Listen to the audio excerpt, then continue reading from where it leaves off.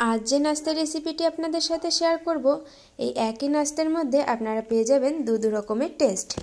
নাস্তাটি তৈরি করা যেমন সহজ তেমনই অসম্ভব মজার হয় খেতে। শুধুমাত্র 10 মিনিট টাইম নিয়ে নাস্তাটি তৈরি করে নেওয়া যায়। বাড়িতে হঠাৎ করে অতিথি এলে তাদের সামনে চায়ের সাথে কি খেতে দেবেন বুঝতে না পারলে এমন একটা রেসিপি তৈরি করে দিতে পারেন। তারা তো অনেক বেশি অবাক হবে, সাথে অনেক বেশি পছন্দ করবে। এই নাস্তার রেসিপিটি একদমই ইউনিকভাবে আপনাদের সাথে শেয়ার করেছি। এই রেসিপি যখনই আপনি উপরের ভাগটা মুখে দেবেন মনে হবে বিস্কিট খাচ্ছেন, কিন্তু ভেতরটা একদমই সফট হবে, একদম কেকের মতো। এই নাস্তার মধ্যে দু রকমের টেস্ট হওয়ার কারণে অতিথিদের সামনে কিন্তু পরিবেশন করলে তারা একদম অবাক হয়ে যাবে।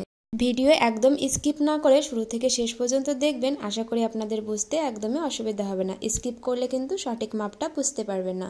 তো নমস্কার বন্ধুরা, আমি মেঘলা, কুক অ্যান্ড রিভিউ উইথ মেঘলা আরও একটি নতুন ভিডিওর সাথে আপনাদের সবাইকে অনেক অনেক স্বাগত।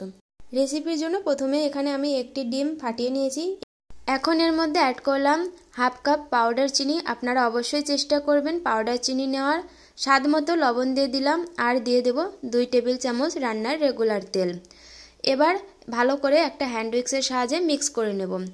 এই যে আমি এখানে যে পরিমাণে চিনি আর ডিম নিয়েছি, এই পরিমাণে কিন্তু 10 থেকে 12টা কেক তৈরি হয়ে যাবে। তো আপনারা যদি পরিমাণে বেশি করতে চান তাহলে এখানে একটি ডিমের জায়গায় 2টো ডিম নেবেন আর সমস্ত উপকরণ ডাবল করে দেবেন, তাহলে কিন্তু অনেকগুলো কেক তৈরি হয়ে যাবে। কেকগুলো কিন্তু 1 সপ্তাহের মতো ফ্রিজ ছাড়া স্টোর করে রাখতে পারবেন।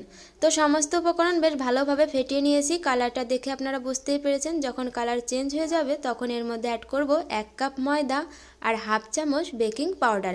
এখানে বেকিং পাউডার নিতে হবে, বেকিং সোডা নয়। বেকিং পাউডারের পরিবর্তে যদি সোডা নিতে চান তাহলে তারও অর্ধেক করে দিতে হবে।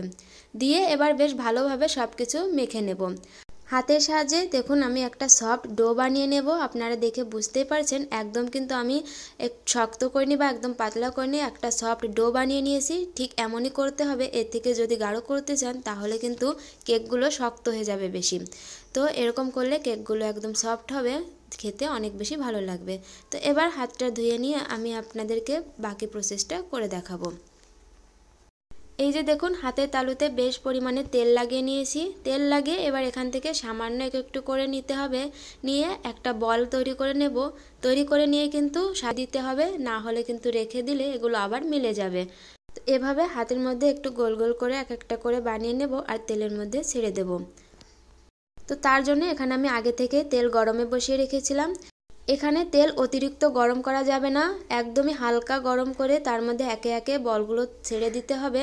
আপনারা দেখে আশা করে বুঝতেই পারছেন তেলের হিটটা ঠিক কেমন আছে। আমি বলগুলো দিচ্ছি তখন কিন্তু কোনো রকম বাবুল আসছে না, তার মানে তেলের হিটটা একদমই কম করে রেখেছি। এক এক করে সমস্ত বলগুলো আমি তৈরি করে এর মধ্যে দিয়ে দেব। আমি এক এক করে সবগুলো বল এর মধ্যে দিয়ে একদমই লো হিটে বলগুলোকে ভেজে নেব। তো এক সাইড হয়ে যাওয়ার পরে আমি উল্টে দিয়ে অপর সাইডও ভেজে নেব। এভাবে উল্টে পাল্টে কিছু সময় ধরে কেকগুলোকে ব্রাউন কালারের করে ভেজে নেব। আর হ্যাঁ, আপনারা অবশ্যই চেষ্টা করবেন কড়াইটা যেন একটু এরকম বড় হয়, যাতে করে কেকগুলো ভাজতে কিন্তু সুবিধা হবে।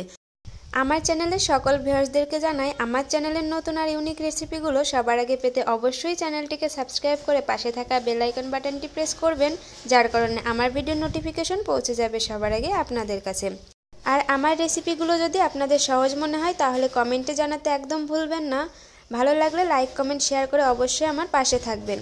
আপনাদের সাথে কথা বলতে বলতে আমার কেকগুলো ভাজা হয়ে গেছে। তো কেকগুলোকে এবার আমি তুলে নিচ্ছি, নিয়ে তেলটা ঝরিয়ে নেব কেকের থেকে।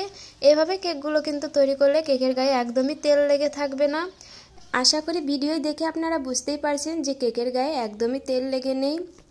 আশা করি ভিডিও দেখে আপনারা বুঝতে পেরেছেন আমি কত সহজভাবে আপনাদের সাথে রেসিপিটি শেয়ার করেছি। আপনাদের বুঝতে কোনো রকমই অসুবিধা হয়নি। আমি তো বলবো অবশ্যই একবার বাড়িতে এই কেকের রেসিপিটি আপনারা ট্রাই করবেন। বাচ্চারা তো পছন্দ করবে, সাথে পরিবারের সকলে অনেক বেশি পছন্দ করে খাবে। তাছাড়া অতিথিদের সামনে এমন একটা নাস্তার রেসিপি প্রেজেন্ট করলে তারা কিন্তু অনেক বেশি খুশি হয়ে যাবে। আপনারা এই নাস্তাগুলো তৈরি করে ফ্রিজার ছাড়া এয়ারটাইট কন্টেনারে 1 সপ্তাহের মতো স্টোর করতে পারবেন। তো একটু বেশি করে বানিয়ে রাখলে কিন্তু চায়ের সাথে একদম জমে যাবে খেতে। তো ভিডিও ভালো লাগলে লাইক করতে একদমই ভুলবেন না। আশা করি আমার ভিডিও আপনাদের সকলের ভালো লেগেছে। ভিডিও শুরু থেকে শেষ পর্যন্ত সাথে থাকার জন্য সকলকে অসংখ্য ধন্যবাদ।